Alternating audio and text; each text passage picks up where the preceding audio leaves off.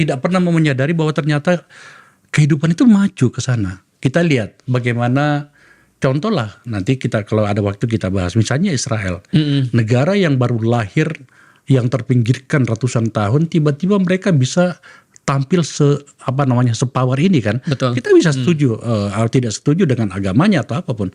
Tapi saya bicara tentang bagaimana mereka menghadapi masa depan. Ya. Apa tanggapan Felix soal itu? Pertama-tama tidak ada sebuah perdebatan ketika orang mengatakan bahwasanya history ataupun sejarah itu kayak akar. Nah, jadi dia kayak akar, maka kalau kita menginginkan pertumbuhan satu pohon yang besar, pertumbuhan pohon yang kokoh, itu harus berdasarkan akarnya dulu yang kuat. Artinya bangsa yang tidak menghargai sejarah benar tidak akan pernah berkembang sebenarnya. Nah, jadi akar itu ibarat sebuah pegangan dia untuk dia bisa tumbuh ke atas. Atau seperti sebuah bangunan, ketika misalnya bangunan itu mau dibuat 50 lantai, tentu saja fondasinya itu berbeda dengan ketika cuma mau dibangun sekitar 2 lantai misalnya. Nah, jadi sejarah itu ibarat fondasi sebenarnya. Dia nggak kelihatan tapi pengaruhnya sangat benar terasa. Nah, berarti sebenarnya di Indonesia itu justru sebaliknya.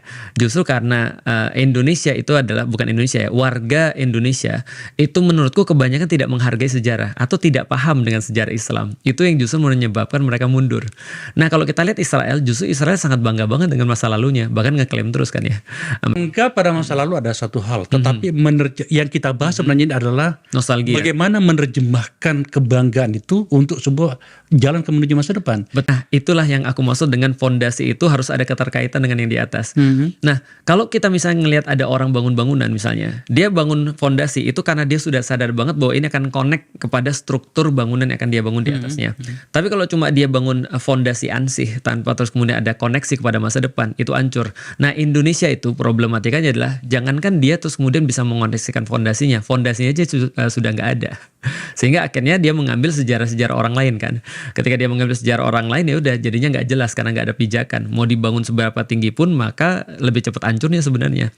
Nah, jadi kalau aku lihat sekarang, kalau di negeri-negeri yang lain misalnya yang maju-maju, itu justru mereka sangat tahu karena dari mana mereka berasal. Mereka seperti apa, harus berakar pada pandangan atau pemikiran atau prinsip seperti apa. Nah, Indonesia kalau kita tanya balik lagi, mereka berakar pada prinsip apa, mereka juga nggak ngerti.